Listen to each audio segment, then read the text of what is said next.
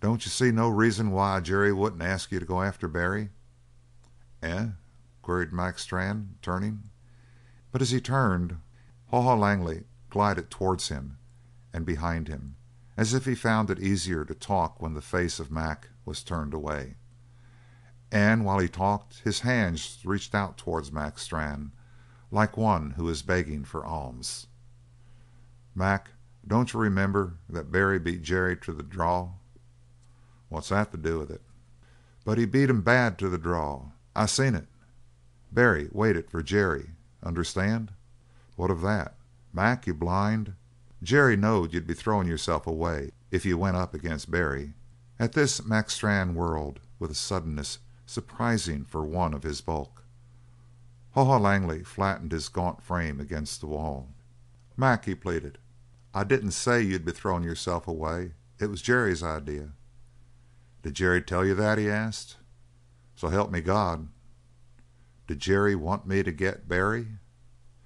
"Why wouldn't he?" persisted the vulture, twisting his bony hands together in an agony of alarm and suspense. "Ain't it natural, Mac?" Mac Strann wavered where he stood. "Somehow," he argued to himself, "it don't seem like killing is right here." The long hand of Langley touched his shoulder. He whispered rapidly: "You remember last night when you was out of the room for a minute? Jerry turned his head to me, jest the way he's lying now, and I says: 'Jerry, is there anything I can do for you?'" Mac Strann reached up and his big fingers closed over those of Haw Haw. "Haw Haw," he muttered, "you was his friend. I know that." Haw Haw gathered assurance.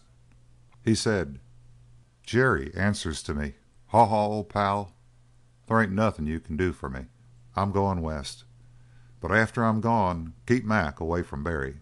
I says: "Why, Jerry?" "Because Barry'll kill him sure," says Jerry.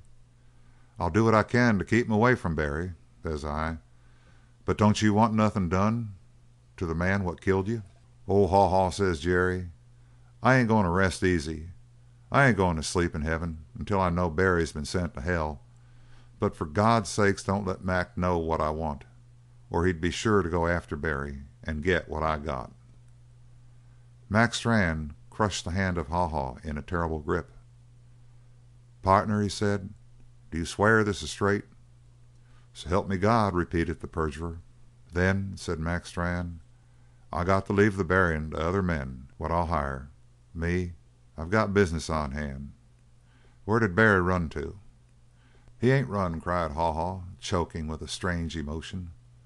"The fool, the damned fool, is waiting right down here in O'Brien's bar for you to come.